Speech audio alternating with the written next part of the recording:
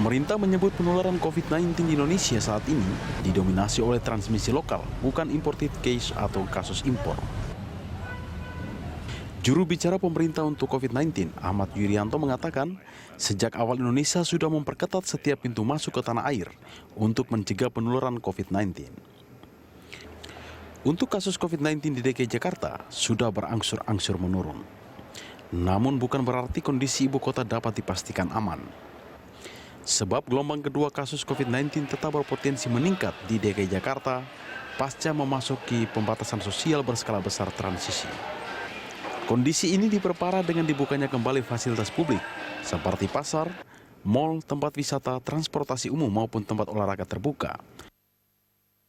Jika masyarakat tidak mematuhi protokol kesehatan secara teratur. Data kasus COVID-19 di DKI Jakarta mengalami penurunan sendiri tergambar dari peta risiko kasus COVID-19 yang dimiliki pemerintah Provinsi DKI Jakarta. Peta risiko ini merupakan hasil kalkulasi indikator kesehatan masyarakat yang dimiliki oleh setiap pemerintah daerah. Sementara itu, hal yang diukur yakni laju kasus selama beberapa hari terakhir, angka pasien meninggal dunia, angka pasien sembuh, angka pasien yang dirawat di rumah sakit, dan beberapa poin lainnya. Peta risiko juga bisa menjadikan acuan sebuah daerah untuk menentukan pembatasan sosial berskala besar atau PSBB yang diberlakukan di daerah. Meski pemerintah sudah menyiapkan fase new normal atau tatanan baru, namun penanganan pandemi tak boleh mengendur. Penerapan protokol kesehatan untuk mencegah penyebaran COVID-19 harus terus dilakukan sampai vaksin ditemukan dan diproduksi secara massal. Tim Liputan Berita 1. Waspada klaster baru COVID-19, itulah topik dialog kita di pagi hari ini. Sejumlah kalangan menilai tatanan kehidupan normal yang baru atau new normal di Indonesia belum seharusnya diterapkan. Pasalnya kasus positif COVID-19 masih terus bertambah setiap harinya. Di sisi lain, kesadaran masyarakat Indonesia untuk menerapkan protokol kesehatan masih sangat rendah. Bagaimana langkah antisipatif menghadapi klaster baru COVID-19? Untuk membahasnya kita sudah terhubung dengan Ketua Umum Pengurus Besar Ikatan Dokter Indonesia, Dr. Daeng Fakih. Selamat pagi, Dokter. Selamat pagi. Terima kasih sudah bergabung bersama kami dan kami juga mengajak Anda pemirsa untuk berinteraksi dengan menghubungi nomor telepon yang nanti akan ada di layar televisi Anda. Pak Dokter, ini kalau kita bicara soal kasus positif COVID-19, ketika kemarin disebutkan ada penambahan sekitar 1.331 kalau saya tidak salah. Ini yang tertinggi selama ini ya, Dok ya? Ya, betul. Nah, itu menimbulkan kekhawatiran bahwa ya ini di masyarakat pasti akan banyak sekali pemikiran atau pandangan. Jangan-jangan ini ada sesuatu yang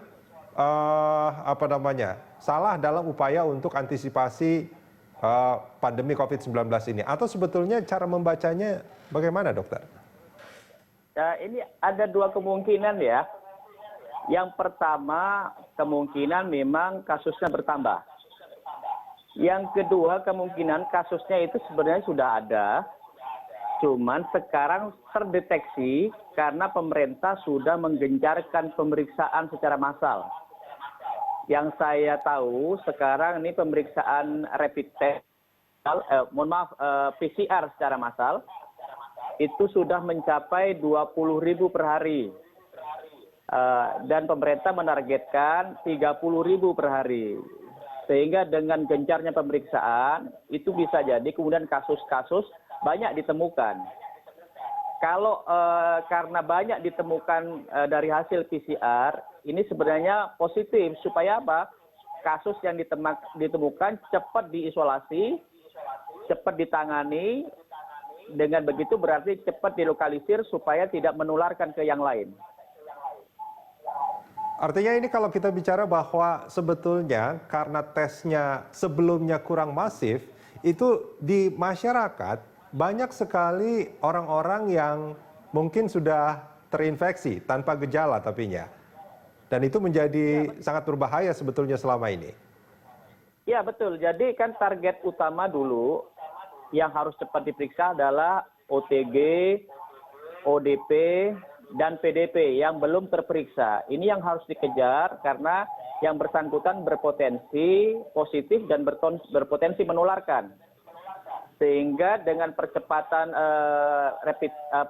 PCR test yang massal ini, maka target itu akan segera ditemukan. Kalau targetnya ditemukan, maka kelihatan seperti ada peningkatan angka positif. Padahal mungkin angka positif itu adalah angka yang menjadi target dan sekarang ditemukan dengan pemeriksaan massal. Pak Dokter, justru ini yang menjadi pertanyaan kemudian. Kalau seandainya memang selama ini banyak sekali OTG, orang tanpa gejala, tapi kemudian PSBB dilonggarkan, ini kan sebetulnya menjadi satu risiko yang sangat tinggi. Mestinya PSBB tidak dilonggarkan ketika masih banyak dikhawatirkan banyak OTG di masyarakat.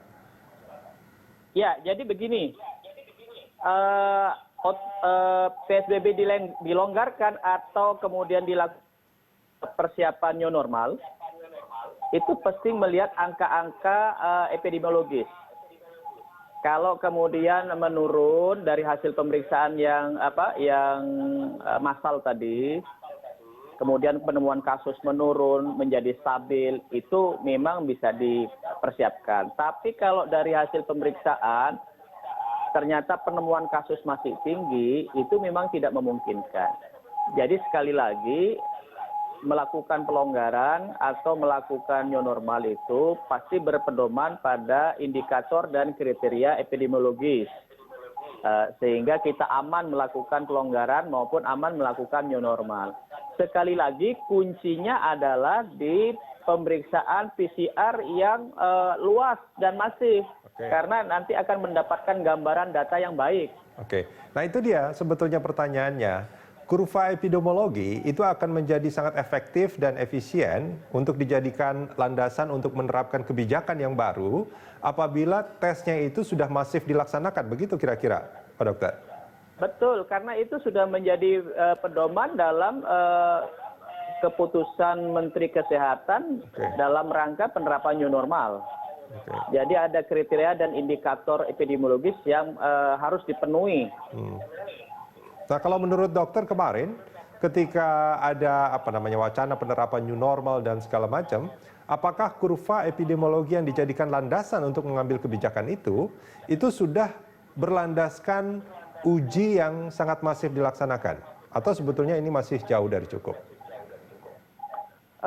Begini, kalau sudah PCR test ini 20.000, maka saya pikir cukup untuk melakukan analisis ya.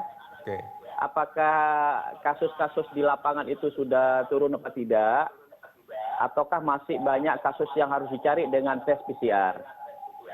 Daerah-daerah tertentu seperti Jawa Timur, itu memang masih perlu digencarkan untuk dilakukan tes PCR. Di Jakarta, seperti di Jakarta ini, mungkin hanya perlu dipertahankan. Karena apa? Karena kasusnya sudah kelihatan menurun.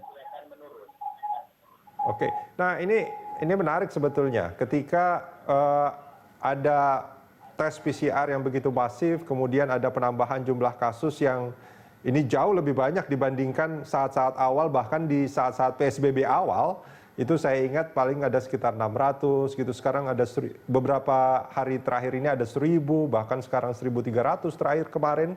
Ini artinya di tengah masyarakat kita itu masih banyak carrier dari virus corona ini.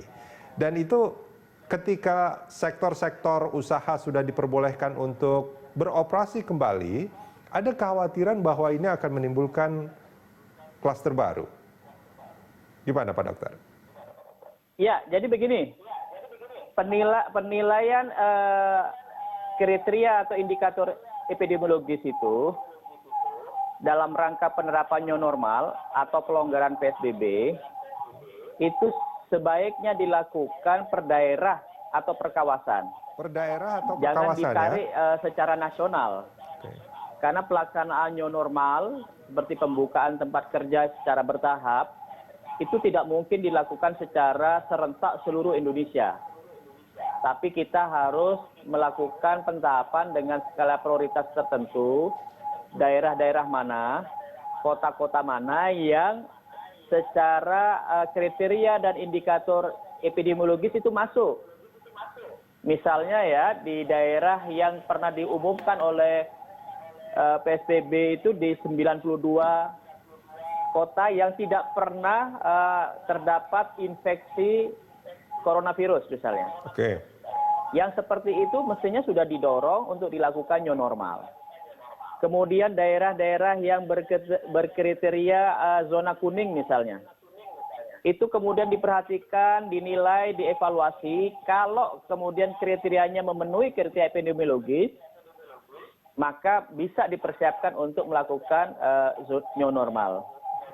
Di Jakarta misalnya, itu harus dinilai oleh para ahli epidemiologis apakah sudah masuk kriteria dan apakah sudah masuk indikator epidemiologis untuk melakukan pelonggaran dan untuk melakukan new normal. Oke. Itu pertama.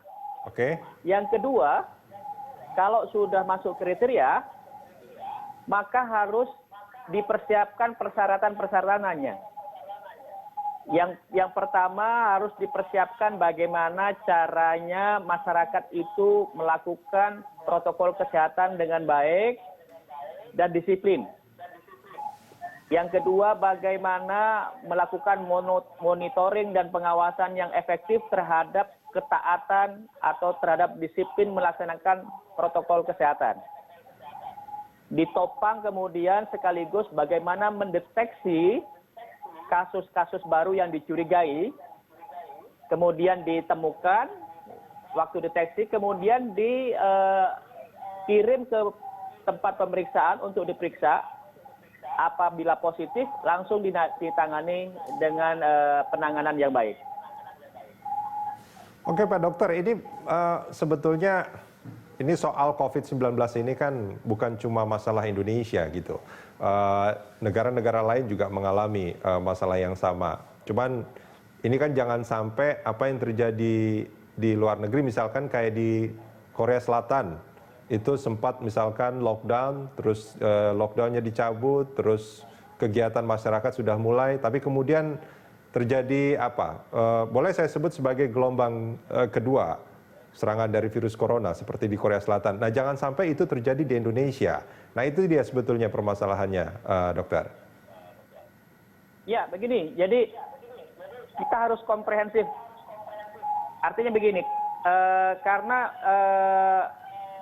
vaksin dan obat belum ditemukan, dan ini prediksinya akan lama, maka tidak mungkin kita mengunci kita tidak beraktivitas. Maka dampak kehidupan kita ini akan terdampak hebat. Ya, seluruhnya, bukan hanya ekonomi, bukan hanya sosial, seluruh sendi kehidupan kita akan terdampak. Termasuk pelayanan kesehatan, kalau ini dikunci terus, maka juga akan berat. Sehingga kita harus komitmen melakukan new normal, dengan semangat kita bisa melakukan aktivitas produktif, tapi jangan sampai tertular oleh virus. Karena kita hidup di tengah-tengah ancaman virus, bukan seperti hidup sebelum ada virus. Ini yang perlu dipahami dan disadari oleh masyarakat kita semua. Sehingga begini, kalau mau menerapkan new normal, itu harus diikuti kriteria dan indikator. Harus diikuti persyaratan persiapannya. Kemudian harus dilakukan secara betul pendisiplinan masyarakat. Harus dimonitoring. Harus dipantau. Harus ada sistem pendeteksian yang baik. Karena begini, kalau sudah new normal berarti infeksi sudah terkendali.